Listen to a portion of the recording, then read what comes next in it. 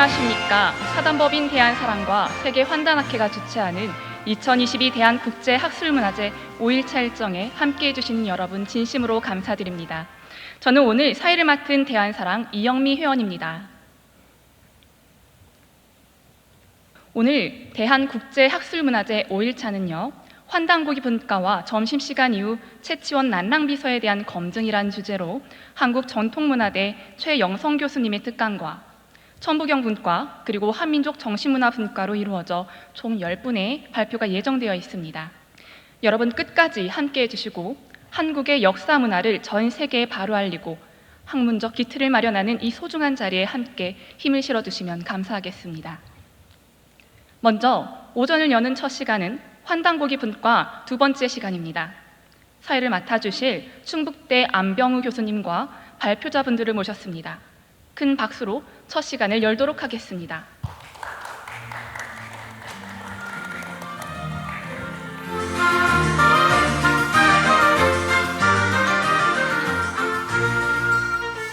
네, 여러분 반갑습니다. 대한민국 학술대회 역사에서 이렇게 긴 대장정의 학술대회는 아마 유례를 찾기가 어려울 거라고 봅니다. 그만큼 우리가 심혈을 기울여서 우리 대한의 뿌리 역사와 문화를 되찾는 이 작업이 그만큼 소중한 그러한 작업이라고 생각됩니다. 이번 시간은 이 강단사학계 우리의 원형 역사와 뿌리 역사를 부정하고 왜곡해온 그러한 식민사학을 대변하는 그런 강단사학계에 맞서서 우리 민족사학계의 미래를 밝혀줄 세 분의 젊은 사학자들을 이 자리에 모셨습니다. 환단고기 분과이니까 환단고기를 주제로 해서 세 개의 연구과제가 이렇게 발표될 텐데요. 자, 먼저 첫 번째로 발표해 주실 분은 송옥진 박사이십니다. 송옥진 박사는 인하대학교에서 박사학위를 취득하시고 동북아 역사연구회 회원으로 활동하시며 또 지금 현재 대한사랑 학술국장으로 많은 활동을 해주고 계십니다. 오늘 발표해 주실 내용은 훈민정음 해례와 환단고기의 유사성에 대한 고찰 그리고 부제로 태백일사 소도경전 본운을 중심으로 라는 제목으로 발표를 해 주시겠습니다. 자, 발표 부탁드리겠습니다. 네, 안녕하십니까. 송옥진입니다. 제가 오늘 말씀드린 내용은 훈민정음과 환단고기 그 연관성에 대한 연구입니다. 일단 훈민정음이라고 하면 우리가 누구나 흔히 알 수 있듯이 한글을 이야기합니다. 이 한글의 다른 원래 이름, 세종께서 만드셨던 원래 이름이 훈민정음인데 이 훈민정음이라는 것이 실제로는 1997년 해례본이 그 세계문화유산 그 기록유산으로 등재되면서 실제적으로는 더욱더 활발한 연구가 진행이 되었습니다. 그 이전에도 물론 세종실록 기록에는 여러 건의 훈민정음 기록이 있습니다. 화면에서 보이시는 것처럼 제일 처음의 기록은 세종께서 훈민정음을 창제하다의 이야기입니다. 그리고 3년 뒤에 또다시 훈민정음이 이루어지다라고 하고 있습니다. 이 두 개에 대해서 그동안의 국어학자들께서 처음의 것과 두 번째 것이 어떻게 다른가에 대한 여러 말씀을 하셨는데 이것이 1940년대에 이제 간송 전연필 선생께서 해례본을 발견하셔서 소장하기 전까지는 여러 가지 이설이 많았습니다. 이게 같은 것을 다르게 표현한 것이냐 아니면 정말 훈민정음이라는 책자가 무엇이 있었던 거냐 이런 얘기가 있었는데 결국 이게 해례본이 발견이 되면서 훈민정음이라는 책자 그리고 원래 43년 그 기록은 훈민정음이라는 글자의 이름 그리고 46년은 훈민정음이라는 이 글자를 어떻게 만들었고 어떻게 사용해야 되는가 하는 설명서라고 볼 수 있습니다. 그것이 바로 해례고 그래서 최근에 이제 훈민정음에 대한 연구라고 하면 거의 이 해례본에 대한 연구를 이야기하고 있습니다. 이러한 훈민정음 해례에는 그동안 이제 여러 연구를 통해서 이 안에 어떠한 사상 철학이 들어있는가 혹은 문자를 정말 어떻게 만들었는가에 대해서 이야기를 하고 있습니다. 간단한 구조를 먼저 말씀을 드리면 그 세종실록에는 세종이 쓴 어제서문과 예의 그리고 정인지서만 기록이 되어 있었습니다. 그래서 실제로 이게 세종이 만든 거냐 아니라는 논란의 소지가 있었지만 훈민정음 해례가 그 외부에 알려지면서 그 세종실록에 있는 기록이 이 해례본에 있는 첫 부분과 마지막 부분만을 적어 놓은 것이라는 것이 이제 밝혀지게 되었죠.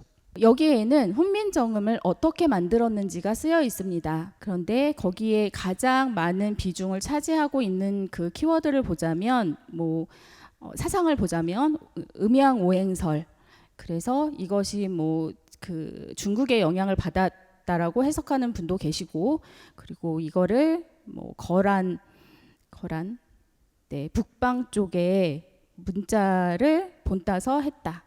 그리고 제 다음 발표자이신 박덕균 선생님 같은 경우는 이게 우리 고유 문자였던 가림토에서부터 나왔을 것이다라는 연구 등등 다양한 이제 연구가 진행이 되고 있는데, 일단 훈민정음 제자에서는 천지 만물의 원리는 오직 음양오행일 뿐이다, 이렇게 시작을 하고 있습니다. 그리고 제자의 곳곳에서 음양과 오행에 대한 얘기를 꾸준히 하고 있습니다.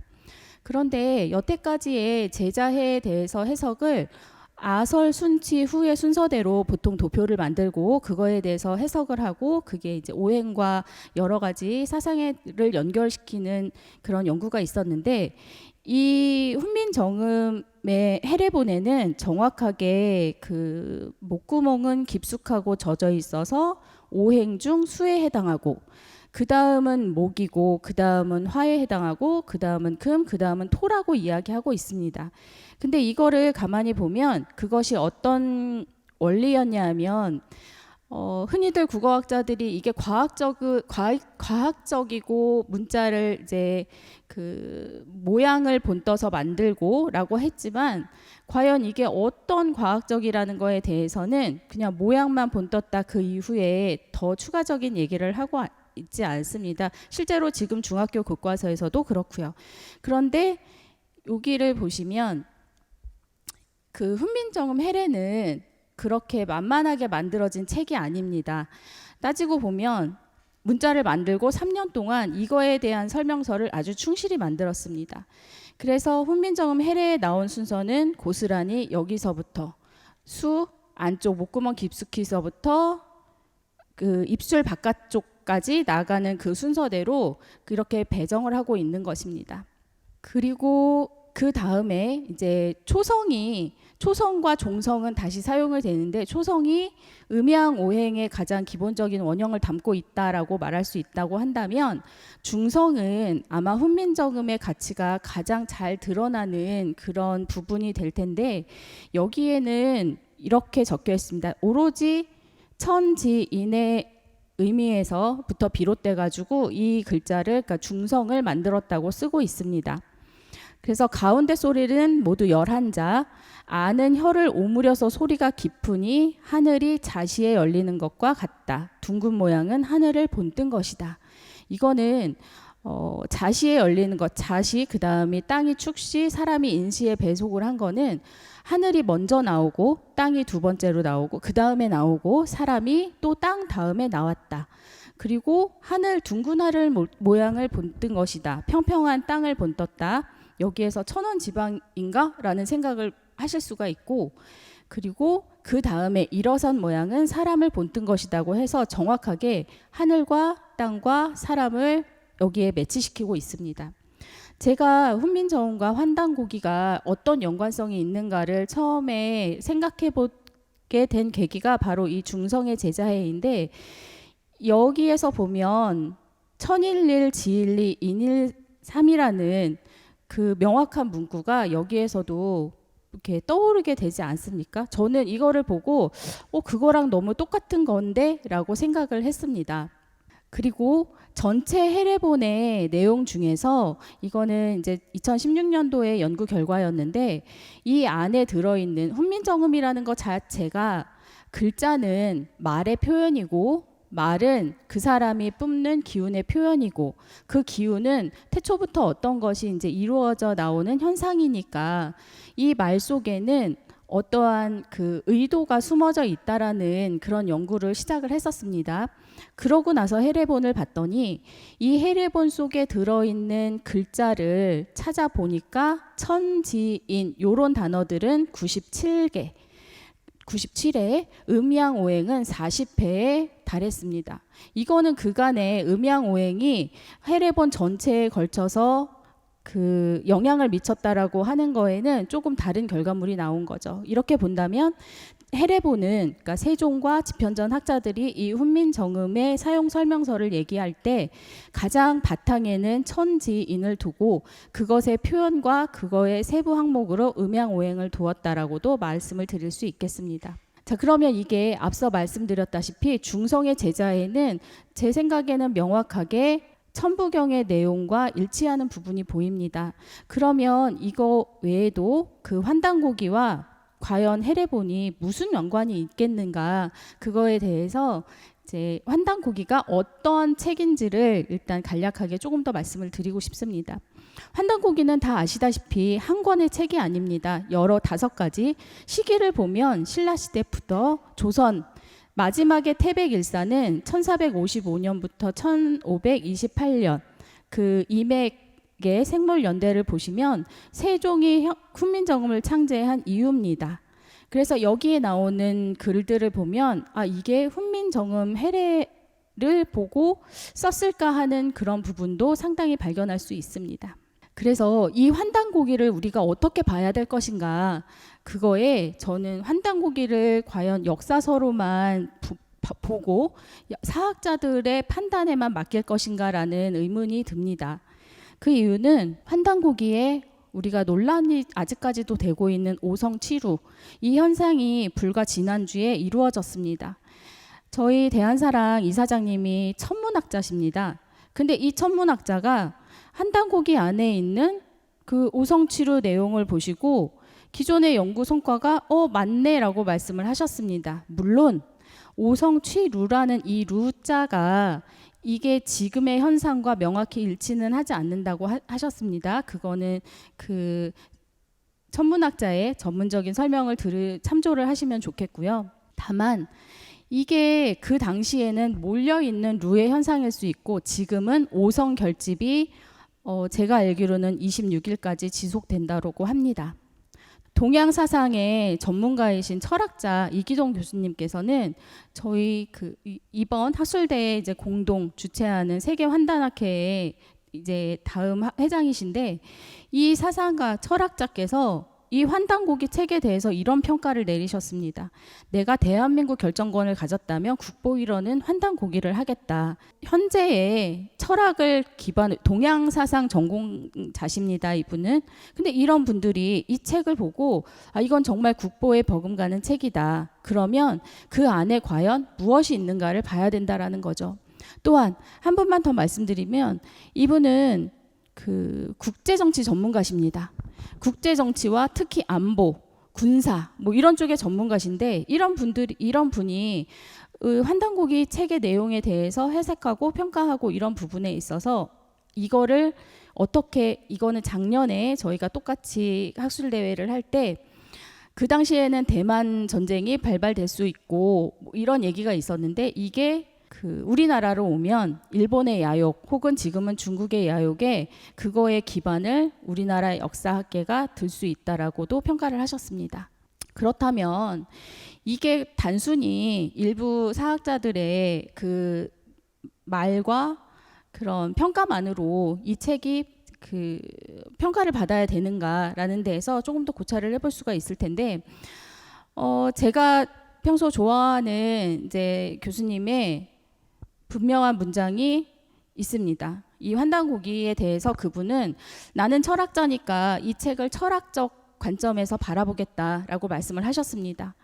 그래서 이거는 그 안에 담긴 내용의 사상과 철학이 무엇인지를 봐야지 결코 그것이 서지학적 정보가 어떻고 그거의 글자가 어떻고 하는 그 내용, 그것을 보지 말자라는 거죠. 그래서 저는 단언컨대 현재의 이 책을 위서라고 얘기하는 분들은 명백한 유사 과학자라고 봅니다. 이것은 역사학이 과학이라는 주장을 역사가들 스스로가 끊임없이 어느 순간부터, 실제로는 대일항쟁기 때 일본 학자들부터 시작이 되었는데, 이들이 그렇게 주장을 하니까 객관적 사실을 다루는 사회학이라는 형태로 그걸 포장을 해서 자신들은 과학적이다, 어떻다라고 얘기를 하지만, 사실은 의미보다 사실을 다룬다는 이상한 자부심으로, 하지만 이들은 불과 그냥 유사과학자, 그냥 그 현상을 얘기할 땐 천문학자한테 물어보란 말입니다. 그 안에 담긴 사상을 궁금하면 철학자에게 물어보란 얘기고, 이 역사서가 그 대외관계를 어떻게 영향을 미칠 것인가에 대한 거는 그 국제정치 전문가에게 한번 물어보라는 얘기죠. 그래서 저의 결론은 훈민정음을 보면 우리가 중고등학교 때 흔히 외우던 거 있었습니다. 나란 말씀이 중국의 달아 어쩌고 저쩌고, 누구나 한 번씩은 다 외워보셨을 겁니다. 이게 과연 무엇을 의미했는가, 이 글을 세종이 왜 만들었는가, 거기에는 세종의 애민 정신, 그럼 그 애민 정신이 무엇인가? 단순히 배부르고 잘 먹고 잘 살기 위한 게 아닙니다.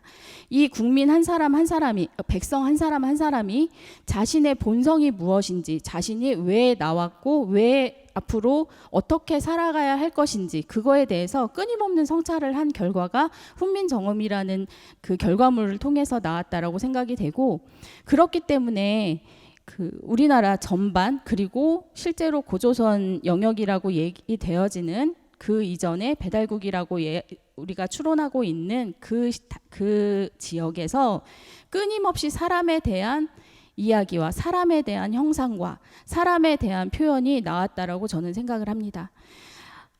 이 중에서 다른 건 다 많이 아실 거고, 그 왼쪽 하단에 있는 걸 보면 이게 우리나라에서 출토된 가장 오래된 인물상입니다. 속초 가는 길에 보면 오산리라는 지역이 있는데 거기에서 출토됐고 우리나라에서 가장 오래된 걸로 고고학자들이 판명을 냈습니다. 그런데도 불구하고 이 오산리 유적을 아는 분들이 많지가 않아요. 그러면 우리는 과연 이 시대에 어떤 인간상, 어떤 사상, 어떤 국가관, 이런 것을 가지고 지금 삶을 살고 있냐는 거죠.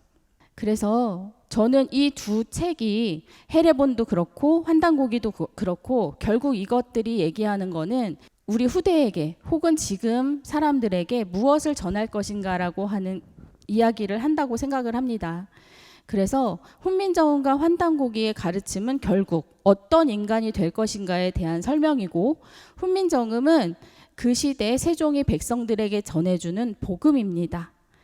그리고 또 하나, 이 복음의 내용은 뭐냐면 우주와 하나 되는 인간임을 이야기하고, 그리고 거기에서 그치지 않고 실천하는 인간으로 살아야 된다라고, 그러기 위해서 우리 말을 잘 표현하고 그리고 그거를 글자로 남겨서 후대에 지속해서 보여주라고 얘기하는 것입니다.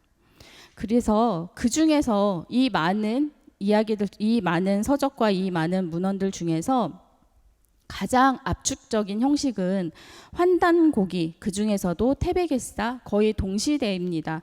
그 1400년, 1500년대에 그 시대의 태백일사에 나오는 소도경전 본훈, 이거는 다른 것과 달리 기가 아닙니다. 본훈입니다. 가르침이라는 거죠. 그 안에 있는 천부경의 가장 가치를 부여하지 않고 그냥 그대로 정말 과학적으로 수로만 표현한 천부경으로 압축한 것이 그 천부경이고, 그리고 이 이면에 당시 세종의 시대 상황을 보면 사실 집현전 학자들 중에 4명이 그 다음 세조 단종 보기 후 세조 때 사육신이 됩니다.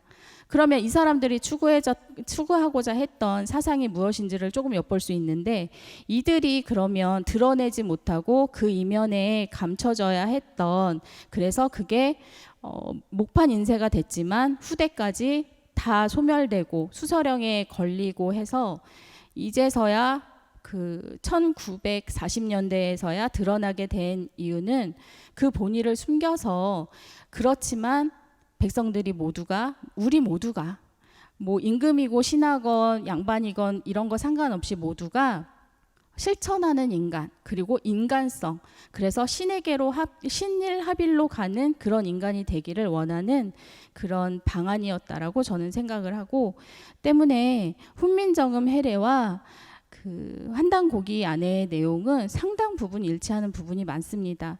그래서 그 부분에 대해서는 저는 환단고기가 우리가 찾을 수 있는 한민족 역사와 문화의 백과사전이라고 감히 말씀을 드립니다. 궁금하면, 우리의 역사와 문화가 궁금하면 환단고기를 펼쳐서 이게 옛날에는 어떻게 표현되었지? 라고 찾아볼 수 있다라는 거죠. 그렇게 돼서 그거에 대해서 일부분이라도 연구를 계속 해나간다면 우리는 지금 이제 또 하나의 역사서를 만들 수 있을 것이라고 생각을 합니다. 네, 저는 오늘 여기까지입니다. 예, 감사합니다. 우리는 이제 흔히 이 역사와 철학은 이제 별개라고 이렇게 생각을 합니다. 지금 근대 학문이 이제 우리나라에 들어오면서 모든 학문이 이렇게 분화되는 그러한 그 과정을 거쳤고, 지금 현재 이제 우리가 그런 세상에 살고 있는데, 그래서 역사학, 철학은 이제 전혀 별개 학문이라고 생각을 하는데, 사실 우리가 이제 이런 환단고기라든지 우리 이 과거 조상들 공부했던 어떤 그런 그 서류들을 이렇게 펼쳐본다 그러면 역사와 철학은 분리된 것이 아니고 한 몸으로, 그러니까 역사를 제대로 이해하기 위해서는 그 역사를 이끌고 왔던 그 주인공들의 인간에 대한 생각, 우주에 대한 생각을 이렇게 바르게 이해할 때 그 역사도 올바르게 이해할 수 있다. 그런 것이 이제 담겨 있는 것이 바로 훈민정음이라고 하는 그 글자를 이렇게 만들 때 그러한 그 천지 음양의 그러한 이치, 음양오행의 이치, 또는 천지인 삼재 사상을 글자 속에 이렇게 다 담아서 그런 것을 만들었다 하는 것을 이제 쭉 얘기를 해주셨고, 또 그러한 사상의 배경으로 천부경, 소도경전 본운에 나오는 천부경의 일과 삼의 논리, 그런 것이 이제 그 사상의 근본이다, 이제 이런 쪽으로 말씀을 해주셨는데, 이번 시간에 그 토론은 전체 세 분의 발표가 모두 끝난 다음에 하나하나 이렇게 차근차근 하는 식으로 진행을 하는 것이 아마도 효율적이라고 생각이 됩니다. 자, 그러면 두 번째로 발표해 주실 분은 사단법인 대한사랑의 교육위원으로 활동하고 계시고, 현재 인하대학교 융합고고학과 석박사 통합과정으로서 이렇게 학위과정 중에 계신 박덕규 선생님이십니다. 제목은 단군세기와 행촌이암입니다. 박수로 모셔주시기 바랍니다. 예, 그 단군세기와 행촌이암을 다룬 논문은 뭐 그동안 한영우 교수님의 그 행촌이암과 단군세기라고 하는 논문이 있었습니다. 1999년에 나왔고요. 이 논문의 결론은 그 행촌이암 선생이 단군세기를 저술했다라고 하는 것에 대해서 긍정도 부정도 안 하는, 뭐 사실은 조금 애매한 그런 그 내용인데요. 그 이후에 또 이제 행촌이암을 연구한 분들은 단군세기를 저술했을 것으로 이렇게 많이 추정을 하고 그 이야기를 했습니다. 그래서 그 이번 논문은 그 내용들을 실질적으로 이제 살펴보면서 몇 가지 이제 단군세기가 담고 있는, 그리고 행촌이암 선생의 어떤 생애를 통해서 그 단군세기 저술의 배경 등을 좀 알아보는 그런 시간을 갖도록 하겠습니다. 뭐 아시듯이 단군세기는 고려 말의 대문장가이자 수문화시 중에 올랐던 행촌이암이 고려 공민왕 12년 1363년입니다. 강화도 해운당에서 저술한 단곤조선의 역사서입니다. 중요한 것이 이제 단군세기를 저술한 배경 중에 이제 가장 결정적인 사건으로 알려져 있는 것이 이제 천보산 결의라는 것입니다. 이 천보산 결의는 그 환단고기 태백일사의 그 고려국 봉기에 나옵니다. 그래서 행촌 선생이 일찍이 천보산에서 유람을 하다가 밤에 태수함에 묵게 되었다. 그곳에 소전이라는 거사가 기이한 옛 서적을 많이 가지고 있었다. 이에 이명, 범장과 함께 신설을 얻었는데 모두 환단 시절부터 전해 내려온 역사의 징결이었다라고 하는 내용이 나옵니다. 그 소전거사에게서 이 행촌이암과 그리고 이명 그리고 복의 범장, 이 세 명이 만나서 이 옛 사서들 그리고 어떤 철학 뭐 여러 가지 사서들을 이렇게 얻게 됩니다. 그래서 행촌 이암 선생은 단군세기를 쓰고, 그다음에 이명 선생은 진영유기를 쓰고, 보계고사 범장은 북부여기를 쓰게 되었다라고 하는 게 바로 천보산 결입니다. 지금 알려져 있는 천보산은 경기도 양주에 있습니다. 그래서 이 사건이 일어난 해가 1335년으로 행촌의 나이 39세였습니다. 이 내용이 이제 연보에 나오고 있습니다. 자, 규원사에도 이 천보산 결의에 대한 내용이 나오는데요. 이 서문에 보면 청평산인 이명이라는 자가 있었다. 그는 고려 때의 사람으로 그에게 진영육이 3권이 있었는데 이것은 조대기를 인용해서 우리나라의 옛 역사를 기록한 역사책이다. 삼국유사와는 커다란 차이가 있으며 그 중에는 성가의 말이 많다라고 해서 이 천보산 결의와 이 연관되어 있는 내용이 규원사에 보이고 있습니다. 자, 이 조대기에 대해서 알아보면요, 이명은 조대기를 인용해서 진영육이 3권을 쓴 걸로 되어 있습니다. 그래서 조대기는 이 세조 3년에 그 수서 목록에 보이고, 또 임액의 태백일사에 조대기가 9번이 인용이 되어 있습니다. 그 9번 인용된 내용을 보면은 뭐 한국부터 이 쭉 굉장히 다양한 그런 시대의 그런 기록들이 인용이 되어 있습니다. 자, 강화도 유배를 이제 알아야 되는데요. 이 행촌 선생이 그 일생에서 한 번의 유배와 3번의 그런 은거를 하게 됩니다. 강화도 유배, 첫 번째 이제 유배는 1332년인데요. 이때 그 원해 간섭이 굉장히 심했을 때입니다. 그래서 그 충해왕이 물러나고 아버지 충수강이 이제 다시 복위가 되는 과정에서 충해왕의 총애를 받았던 사람들을, 신하들 28명을 전항의 폐행이라고 해서 이제 대거 퇴출을 시킵니다. 그 과정에서 행촌 이암 선생도 이들과 함께 이제 갇혔다가 강화도로 유배를 하게 됩니다. 행촌의 아버지 이유도 이제 파직이 돼서 고향인 고성으로 보내지는데요. 이때 굉장히 큰 어떤 좌절을 겪었을 거라고 생각이 됩니다. 그 내용이 단군세기 서문에 나옵니다. 금일에 외인이 정사를 간섭함이 갈수록 심하여 왕위에서 물러나고 다시 오름을 저희들 멋대로 조종하되 우리 대신들이 한가 속수무책인 것은 무슨 까닭인가? 나라의 역사가 없고 형체가 혼을 잃어버렸기 때문이다 라고 하는 이 대목이 바로 당시의 시대 상황을 반영을 한 겁니다. 자, 이 강화도 유배가 끝납니다. 이 3년간의 강화도 유배가 끝나자 이 연보를 보면 천하 유력에 나서고 1335년 천보산 태소암에 들어가서 1년 동안 머물면서 태백 진운을 저술했다고 전해지고 있습니다. 이 천보산에서 아까 말씀드린 천보산 결의가 또 일어났다고 이제 돼 있고요. 자, 그 다음이 이제 두 번째 은거를 한 장소가 바로 춘천의 청평산입니다. 지금 오봉산으로 불리고 있는데요. 그 내용이 이제 그 묘지명과 고려사에 나옵니다.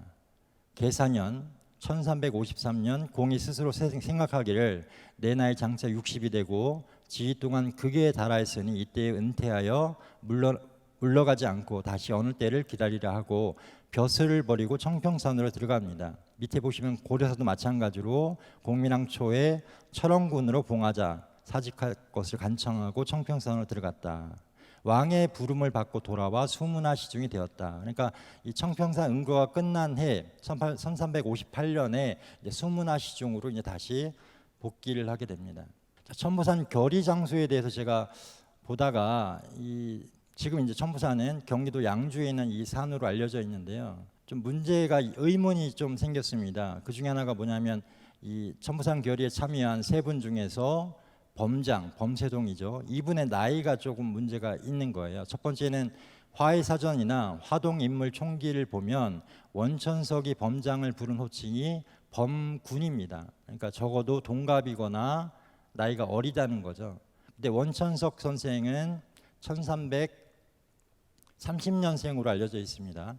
둘이 동갑이라면 이 천보산 결의 때 범장은 6살 소년에 불과하고 범장이 연하인데 만약에 여말충이 열전에 나온 대로 1342년생이라면 태어나기 전입니다. 그래서 어떻게 해도 이 천보산 첫 번째 은거를 했던 천보산 결의 때에는 범세동이 굉장히 어린 시절 또는 그 태어나기 전이기 때문에 이게 성립이 되지 않는다라고 하는 그 의문이 생겼고요.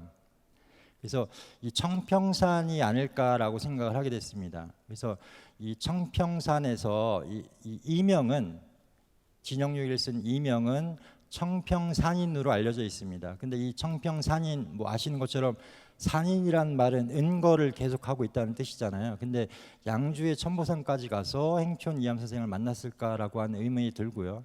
그다음에 고 박성수 교수님이 이런 논문을 썼더라고요. 이 천보산 태소암은 청평사의 전신이다.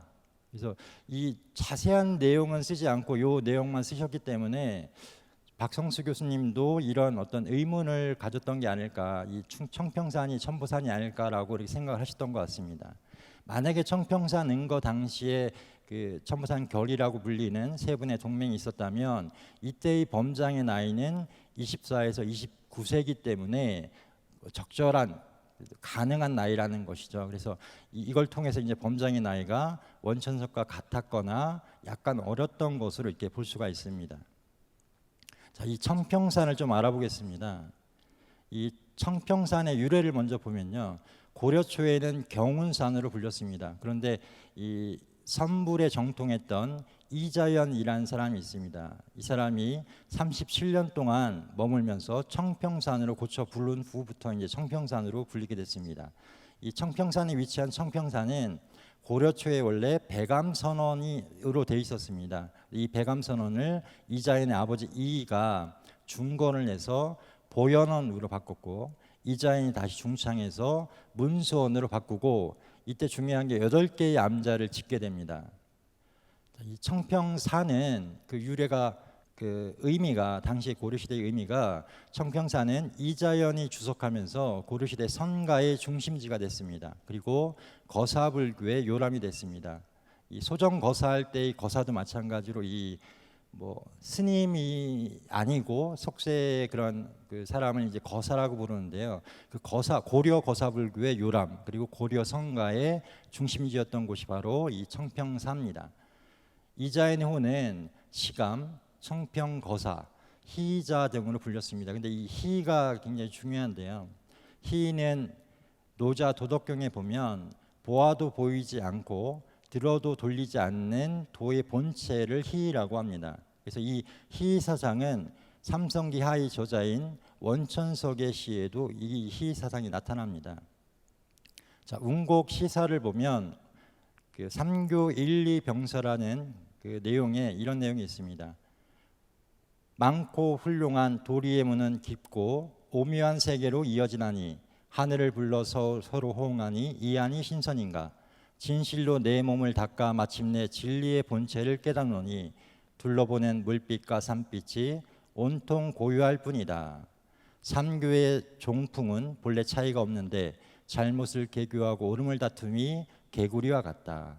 일반 시성은 함께 구애됨이 없는데 석과 유와 불을 도를 각기 다투어 무엇하나. 그래서 이 삼교의 진리가 같은 것이다, 그러니까 회통한 것이다라고 하면서 이 희를 이야기합니다. 이 청평산과 이 원천석, 이암, 범세동, 이명이 네 분이 인연을 다 맺고 있습니다. 그래서 뭐 삼성기 상을 쓴 원천석, 당군세기 이암, 북부여기 범세동, 진영육이 이명이 모두 이 청평산과 인연이 있고, 또 원천 선생은 이외에도 이 청평사라는 시를 짓게 됩니다. 이때 나이가 이제 44세인데요. 이때 청평사를 방문을 해서 시를 짓게 되고, 아까 말씀드린 희사상을 또 이야기를 합니다. 자, 소정거사 태소암에 대해서 조금 더 알아봤습니다. 그래서 우리가 이 태소암이라고 할 때 이 태소는 뭐 우리가 원소라고 하잖아요. 원소. 그래서 그 우주가 창조되는 그런 동양에서 이야기하는 그 과정이 태역, 태초, 태시, 태소라고 합니다. 그래서 이 태소는 물질의 시원입니다. 그래서 물질의 시원이고 질박하기 그지없는 본래의 성품을 말한다라고 하는데요. 보현원과 문수원, 그러니까 청평사의 옛 이름이 보현원과 문수원인데 이것도 또 의미가 있습니다. 보현보살과 문수보살을 뜻합니다. 보현원과 문수원은. 그래서 비로자나불 좌우의 협시보살인데, 비로자나불은 육안으로 볼 수 없는 빛깔이나 형상이 없는 우주의 본체, 진여일상을 의미를 합니다. 그래서 이 내용이 마치 시를 연상시키는 그런 내용이죠. 그리고 또 태소와도 또 연관돼 있다라고 하는 생각이 듭니다. 그다음에 이자인이 세운 8곳의 암자 이름이 또 범상치가 않은데요.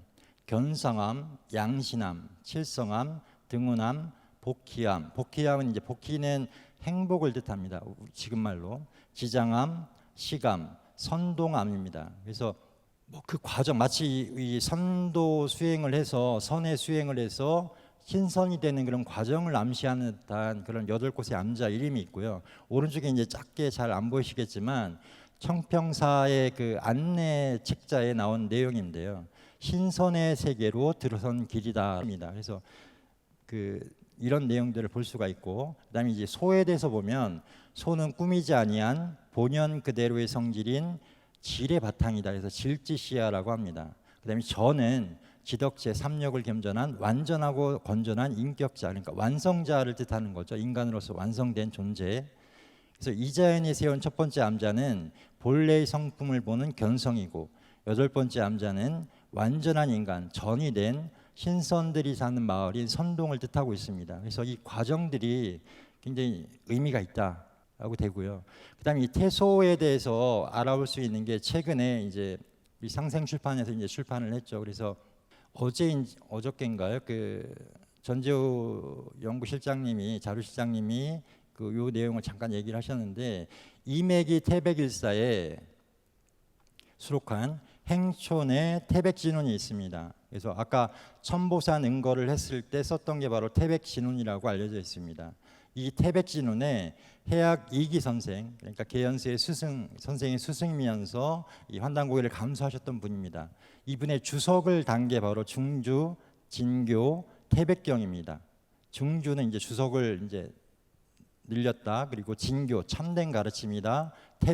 태백의 참된 가르침을 나타낸 경이다라는 거죠. 그래서 이걸 해학의 손자인 이련이 소장한 귀독 오서집이 있습니다. 여기에 해학 요고가 들어 있었고, 그 안에 이 중주, 진교, 태백경이 있는 것을 발견을 하게 됩니다. 그래서 그게 최근에 이제 세상에 공개가 됐고요. 이 중주, 진교, 태백경에 보면 저자를 태소씨, 주석자를 효산자로 기재를 했는데, 태소씨는 태백진운의 저자인 행촌 이암을 뜻합니다. 그리고 효산자는 해학 이기 선생이고요. 그래서 이 태소와 태백과는 또 같은 의미라고 또 볼 수가 있습니다. 왜냐하면 그 오운을 나타낼 때 오운 육규에서 오운에서 그 소천이라고 하죠. 소천직이라고 해서 흰 그 기운, 그것을 이제 소천이라고 하는데 그 똑같은 소자를 씁니다. 그래서 태백과 태소는 같은 의미로 볼 수가 있다라고 생각이 들고요. 그래서 이 태백진운과 이 태소씨, 행촌이암이 자신의 호를 정했던 태소씨는 연관되어 있다라는 거고, 이 태백일사 고려국본기와 연보에서 전했듯이 천보산 태소암에서 행촌이암이 태백진운을 전술했다는 기록은 이걸 통해서 이제 사실로 확인이 되는 그런 과정입니다. 자, 그 이제 태소씨 저 효산자 주라고 하는 그 내용이고요. 자, 그다음에 이제 강화도 해운당에서 단군세기를 저술한 과정을 좀 보겠습니다. 자, 1359년입니다. 홍건적이 이제 침략해 오게 되죠. 그래서 행촌은 서북면 도원수가 돼서 군사 2,000명을 거느리고 이제 나아갑니다. 1362년 홍건적이 난이 평정되고 공민왕이 이제 안동으로 피신을 했습니다. 그래서 환도한 다음에 67세의 나이로 은퇴를 하게 됩니다. 그래서 첫 번째 유배를 당했던 강화도 해운당으로 들어가게 됩니다. 그해 겨울에 단군세기 저수를 완결하고 10월 3일에 서문을 쓴 뒤에 7달이 지난 다음에 1364년 5월에 행촌은 세상을 떠나시게 됩니다. 그래서 행촌은 왜 청평산이 아니라 강화도로 들어간 것일까라고 하는 또 의문이 들었습니다. 그래서 이 강화도에 대한 유래를 좀 보면요, 고려사에 백승현 열전이 있습니다. 여기 보면은 그 당시 시대 배경이 몽골 원에서 원종이 친히 친조를 할 것을 강요를 합니다. 그러니까 원의 조정에 친히 가서 이제 그 조회를 할 것을 이제 강요를 하니까 원종이 어떻게 방법을 이렇게 모색을 하게 됩니다. 그때 백승현이라는 사람이 이 얘기를 합니다. 마리산에 참성해서 친히 초제를 지내시고 삼랑통과 신유동에 가거를 만드셔서 대불정호성 도량을 여시면 8월이 되기 전에 반드시 응답이 있어 친조를 중지시킬 수 있을 것입니다. 그리고 사만이 변하여 진안이 됨으로써 대국이 와서 조공할 것입니다 라고 아뢰게 됩니다. 이것을 이제 원종이 가하다 해서 이제 수락을 하게 됩니다. 자, 그 다음에 이제 권근도 마찬가지로 이 양촌집을 보면은 당시에 그 어떤 몽골의 간섭이 심해지고 친조를 계속 요구하고 그런 과정 속에서 이 참성의 초례를 진행이 됩니다. 친히 이제 그 고려의 왕들이 황제들이 친히 이제 지내는데요. 그 초례의 초사 청사의 내용입니다. 가만히 생각하건대 마리사는 당군을 제사한 곳이라 성주로부터 백성을 위하여 법을 세우사 옛 예절을 이어 아름다움을 드리게 하였고 후왕에 미쳐서는 오랑캐를 피하여 도읍을 옮기사 또한 이를 힘입어 나라를 보존하였습니다. 밑에 보시면 하늘은 그 명을 도와 사직에 안전한 기반을 만들게 하소서.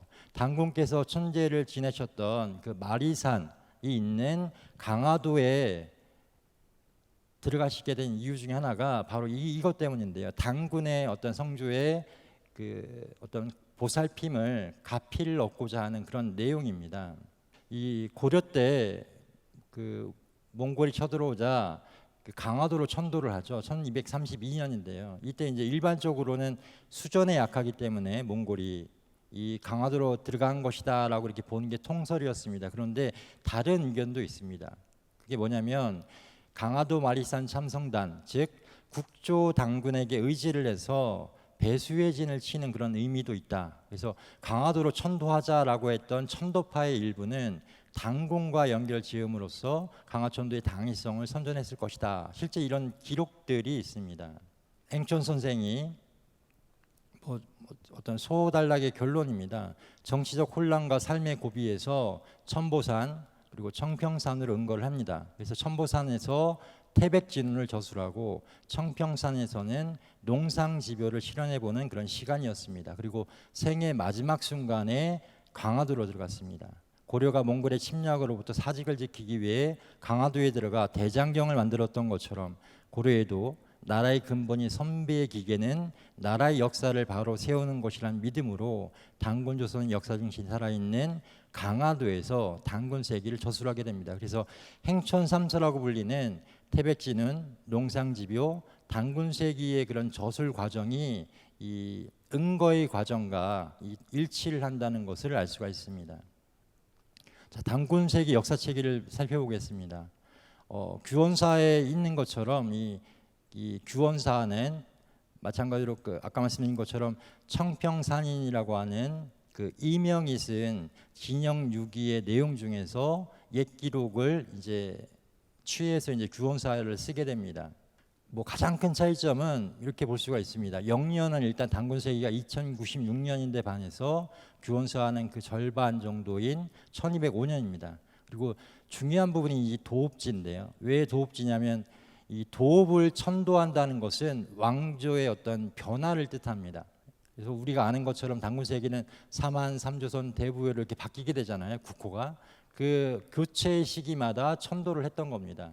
그러니까 어떤 정권의 변화가 생겼기 때문에 교체를 하고 도읍을 천도해서 이제 어떤 국가를 일신하는 과정인데요. 이 도읍 천도가 규원사는 4번에 걸쳐 있습니다.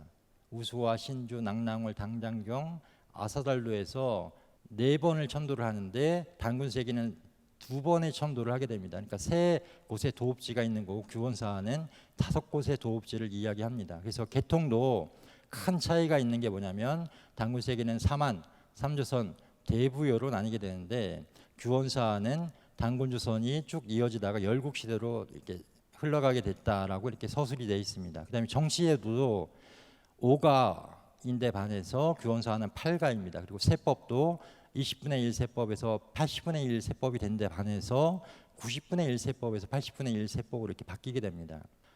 자, 이 사서를 이제 당군조선사를 기록한 그런 사서들을 비교를 한 겁니다. 그래서 이 당군세기의 어떤 서술의 그런 인식이나 그런 과정은 사실은 삼국유사와 가장 많이 닮아 있습니다. 물론 내용적인 면에서는 규원사나 당기고사 굉장히 흡사한 부분이 있죠.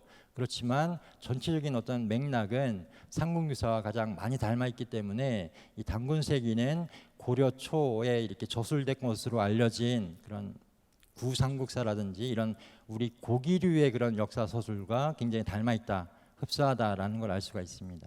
자, 그다음에 이제 중요한 게 뭐냐면 삼조선 분립의 시점입니다. 신채원 선생이 그 상고사의 최대의 사건이라고 한 게 뭐냐면 이 사만이 3조선으로 분립하게 된 사건이다라고 이야기를 합니다. 그래서 언제 이제 분립이 됐느냐를 놓고 이 단군세기와 태백일사가 서로 조금 상이한 그런 인식 차이를 보여줍니다. 예를 들면 고려 말에 행촌 이함이 저술한 단군세기에는 44세 구물단군 때 사만이 3조선으로 바뀌었다라고 서술을 하고, 조선 중종 때 그 이맥이 쓴 태백일사를 보면 사만이 3조선으로 바뀐 시기는 22세 단군 색불루 때다라고 이야기를 합니다. 그래서 이 부분이 굉장히 큰 차이점을 보이고 있고요. 이건 아마도 당시 어떤 역사 인식이나 그 당시에 가지고 있던 그런 역사서들의 어떤 서술 방식을 따른 것으로 보입니다. 독립운동가들에게도 이런 단군세기 역사 인식이 보입니다. 대표적인 분이 잘 아시는 것처럼 그 석주 이상용 선생인데요. 이분의 석주 유고를 보면은 이런 내용이 나옵니다. 소위 부여는 고등왕이 도읍한 곳이다.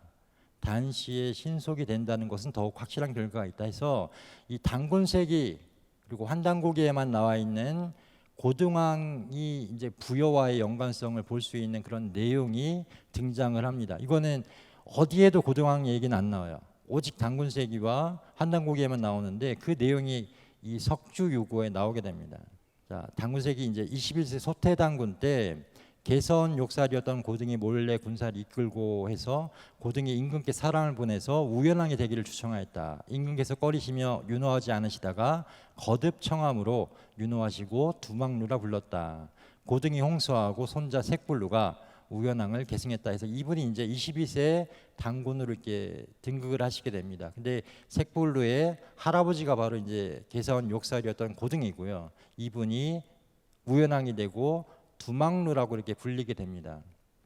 자, 그런데 석주 이상용 선생이 고등을 뭐라고 하냐면 두막루 북부여의 왕이다라고 합니다. 근데 이 내용들이 어떻게 전개가 된 거냐 하면은 제가 찾아보니까 단군세기에 보면은 고등은 두막루로 불렸다라고 하는 내용이 나오고요. 북서에 보면은 부여를 두막루라고도 불렀다. 위서에 보면 두막루는 옛 북부여다. 만주원록으로 보면 부여의 옛나라는 두막루다 해서 이런 과정이 있습니다. 그래서 이 여러 사서들을 종합을 해서 석주 이상용 선생이 고등을 두막루의 북부여 왕이다라고 했기 때문에 이상용 선생이 단군세기를 봤냐 안 봤냐라고 했을 때 저는 봤다기보다는 그 내용을 어느 정도 알고 있었지 않냐라고 하는 쪽이 더 타당하다는 생각이 듭니다.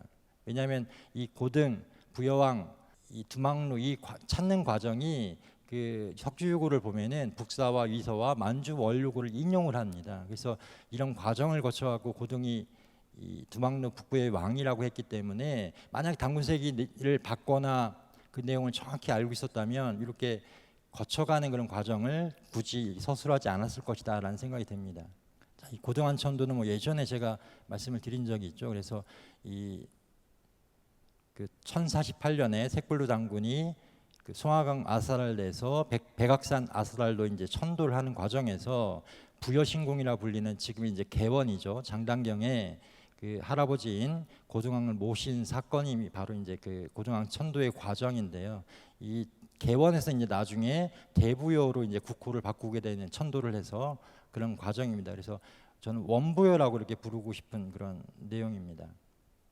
그다음에 이제 신채호 선생의 대동역사라고 하는 책이 있습니다. 이 책은 1907년에 쓴 건데요. 이게 석주 이상용 선생도 똑같은 제목의 대동역사를 썼습니다. 근데 석주 이상용 선생이 쓴 게 먼저예요. 그래서 신채호 선생이 쓴 대동역사는 석주 선생의 영향을 받아서 쓴 걸로 보통 해석을 합니다. 그 내용들이 많이 중첩되는 부분이 있고 원본을 따지면은 이상용 선생이 먼저다라고 하기 때문에 신채호 선생과 이상용 선생은 이 만주로 또 중국으로 그 망명하기 전부터 굉장히 친분이 있고 교류가 많았던 걸로 판단을 합니다. 근데 이 신채호 선생의 대동역사에 또 마찬가지로 단군세기에만 나오는 내용이 또 기록이 돼 있습니다. 그게 뭐냐면 소무리라고 하는 그래서 망국이 솔복하되 망국이 이제 쉽게 얘기하면 그 승복을 한 거죠. 근데 오직 예맥 주장 소호무리가 불복하거늘 팽호를 견하여 보내서 토평을 했다라고 하는 내용이 나오는데요. 이 내용은 단군세기만이 굉장히 유사한 내용이 있습니다. 단군세기 3세 가륵단군조를 보면은 두 지주의 예읍이 반란을 일으키니 여수에게 명하여 그 주장 소시모르를 배개했다라고 해서, 물론 안에 이제 소호가 이제 소시가 되고 무리가 이제 또 무리가 되는 그런 과정이 있지만 유사한 내용을 볼 수가 있습니다. 그런데 이 내용도 마찬가지로 신채호 선생이 단군세기를 봤다라고 보기가 좀 애매한 그런 게 굉장히 많기 때문에, 왜냐하면 그 조선삼국사를 보면은 단군세기를 알고 있었고 봤다라고 하면 그렇게 쓸 수 없는 내용들이 많아요. 그래서 그 내용의 일부들이 당시에 전해지고 있던 게 아닌가, 이렇게 저는 생각을 합니다. 자, 결론을 보겠습니다. 일단 그 천보산과 청평산에 대해서 보면 태백일사 고구려복봉기에 전해지는 천보산교리가 있던 고려국봉기입니다. 태소암은 양주 천보산이 아니라 춘천 청평산에 위치했던 청평사의 8남자 중 한 곳으로 추정을 해보게 됩니다. 그리고 범장의 나이나 고려성가의 도량인 청평산의 의미 등 여러 정황상 청평산의 옛 이름이 천보산이거나 구존의 어떤 착오로 보이고, 청평사의 암자 중에 한 곳에 행촌 선생이 은거를 하면서 태소암으로 이름 붙였던 것이 아니냐라고 이렇게 생각을 해봅니다. 두 번째로는 강화도의 역사적 의미입니다. 말년에 이암이 찾은 곳은 고려의 국통과, 이 고려의 국통은 당연히 단곤주선, 고구려, 대진, 고려로 이어지는 그런 국통 정신을 갖고 있었습니다. 자주 정신을 상징하는 강화도였다. 일찍이 천보산에서 도학의 신법서인 태백진운을 쓰고 강화도에서 단군의 역사를 밝히는 단군세기를 쓴 것은 격변의 시대를 마주하고 있던 고려의 선비에게 무엇보다 시급한 일이 고려의 정신과 고려의 역사를 찾는 것이라 생각했을 것이다 라는 것입니다. 그 다음에 이제 단군세기의 어떤 사료적 가치, 독보적 가치인데요. 행촌 이암의 단군세기는 규원사와 등 다른 민족사서와도 다른 독자적인 역사체계를 가지고 있다. 그래서 그 자세한 내용은 제가 이 논문에 썼습니다. 삼국사에 인용된 고기류, 구삼국사와 같은 고유사서의 역사체계를 담고 있다. 사만을 다스리는 대단군을 중심으로 지난 역사를 서술했고 실체가 없는 기자서를 부정했다. 신채호, 이상용 등 민족사학자들이 단군세기의 영향을 받았다는 것을 확인할 수 있다라는 게 이제 결론입니다. 이게 이제 원본이고, 사실은 제가 이제 수정본을 해서 보내드렸는데 그게 지금 안 떠서 거기에 중요한 내용들이 몇 가지가 있는데, 그 중에 하나가 뭐냐면 암자 이름을 이제 태소암이라고 줬던 부분입니다. 그래서 이 태소암, 이런 비슷한 유래가 있을까를 제가 찾다가 그 농암집의 그 내용이 나옵니다. 농암집을 보면은 그 자신의 백부가 있는데, 제가 뭐 지금 PPT를 못 봐서 그 이름을 정확하게 기억을 못 하겠지만 백부가 있었는데 그분이 그 희사상을 따르고자 한다라고 하면서 이제 그 청평산 인근에 있는 화학산이 있습니다. 춘천에. 예, 이걸 보고 할게요. 화학산이 있는데 이 화학산은 춘천의 서북 쪽에 있고 청평산과 굉장히 그 같은 거리에 있습니다. 근데 이 산의 북쪽에 그 고군이라는 곳이 있는데 이 곳에 옛날에 청한자라고 불리는 김시습이 이곳에 살았습니다. 그래서 이 청한자 이후로 수백 년이 지난 뒤에 우리 백부 김수중, 그러니까 이 백부께서 비로소 그곳에 자리를 잡았다라고 이렇게 내용이 나오고요. 백부인 김수중이 이곳에 자리를 잡고 은거를 하면서 자신을 뭐라고 하냐면, 이 암자가 또 마침 화엄에 있기 때문에 이렇게 이름하여 나 자신을 희이라고 희에게 빗댄 것이다라고 합니다. 근데 이 희는 희 선생이라고 해서 송나라 때 유명한 진단이라는 사람이 있습니다. 나중에 한번 좀 이걸 연구를 했으면 좋겠는데요. 이 진단이라는 인물이 굉장히 유명해요. 조선 숙종 때도 이 희에 대한 그런 내용을 윤두서가 이제 그림을 그리고 시를 쓰고 막 하는데요. 아까 이제 원천석도 마찬가지로 이 희에 대해서 이야기를 하지 않습니까? 그래서 송나라에 굉장히 유명했던 그런 진단이라고 하는, 뭐 당시에 그 사람들 말로는 도사라고 하는데요. 우리 말로 하면 이제 선가의 어떤 그런 큰 스승 중에 한 명입니다. 그래서 이 사람의 어떤 그런 선생의 그 내용을 빗대 가지고 희에 빗댔다라고 하면서 이 암자, 이 골짜기의 이름을 뭐라고 줬냐면 태초라고 했습니다. 태초. 그래서 아까 그 태소암이라고 한 것처럼 이 농암집에는 김수중이 태초라고 이름을 한 내용들이 이제 기록이 돼 있고요. 그다음에 오무에서도 보면은 마찬가지로 이 오무의 내용이 구론의 초사에 보면 나오는데 원유의 마지막에 보면은 무의의 경지로 뛰어올라 지극히 맑아져서 태초와 유시 대리하면서 이제 청정무의라고 하는 이 청평사의 청이 맑은 청이잖아요. 그래서 이 희나 어떤 구론의 초사나 이런 당시 송나라 때의 그런 어떤 선가의 내용들, 그리고 이 희 선생하고 또 맞닿아 있는 게 뭐냐면 여동빈입니다. 당나라 때의 신선이었던 여동빈인데 뭐 들리는 말로 의하면 그 여동빈 선생하고 셋이 만나서 희 선생하고 만나서 그 뭐 도를 전하고 또 그 과정에서 이제 우리가 주령계 태국도라고 알려져 있는 무국도죠. 실제로는 이 무국도가 이 희 선생으로부터 나왔다라고 하는 이야기가 전해질 정도로 어떤 선가에 굉장히 큰 역할을 했고, 이 희 진단이라고 한 사람이 그런 어떤 사상이나 어떤 성과 정신이 고려에 또 송나라와 이제 홍대가 바로 이제 우리의 고려에 해당하기 때문에 고려에 전해져서 고려 성가의 어떤 하나의 그런 어떤 풍토로 이 풍류를 이렇게 전해지지 않았나 그런 생각을 하게 됐습니다. 그래서 결론적으로는 뭐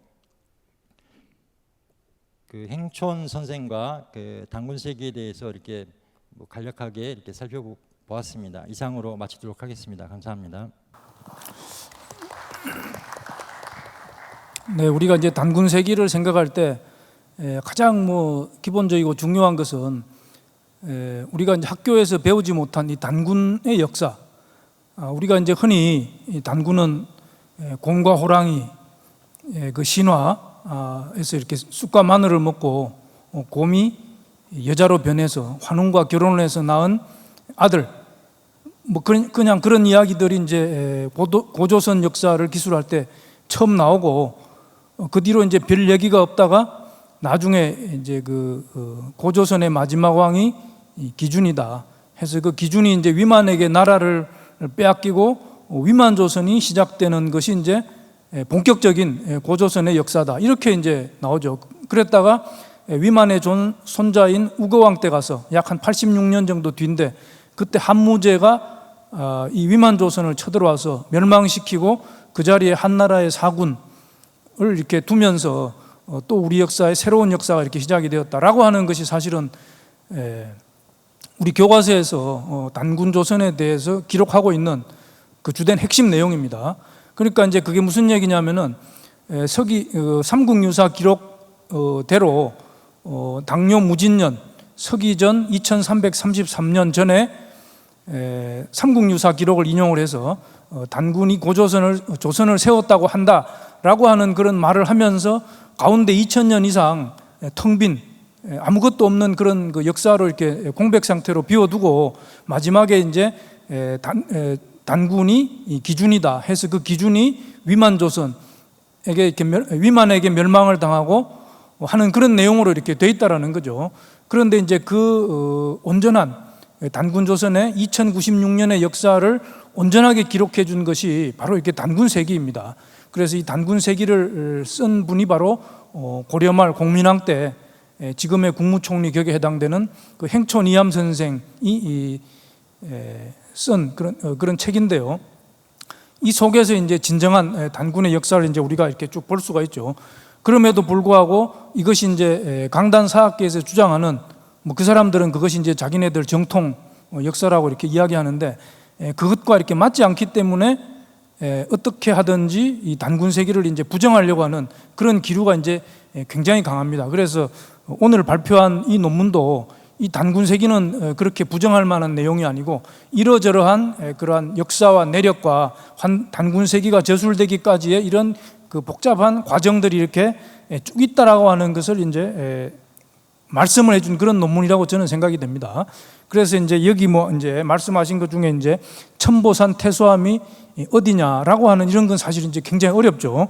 어렵고 또 이제 뭐 강화도의 의미에 대해서도 얘기해 주셨고, 단군세기의 독보적인 가치도 이제 결론 부분에서 이렇게 묶어서 얘기를 해주셨는데, 우리가 반드시 그 단군세기의 이러한 전체적인 흐름을 우리가 이해를 한다 그러면 이것을 이제 위서라고 이렇게 주장하는 것은 정말로 우리 역사를 이렇게 왜곡하고 폄훼하고 깎아내리고 우리 조상들을 부정하기 위한 그러한 그 식민사관에 입각한 그러한 사관에서 출발한 그러한 그 역사관이다.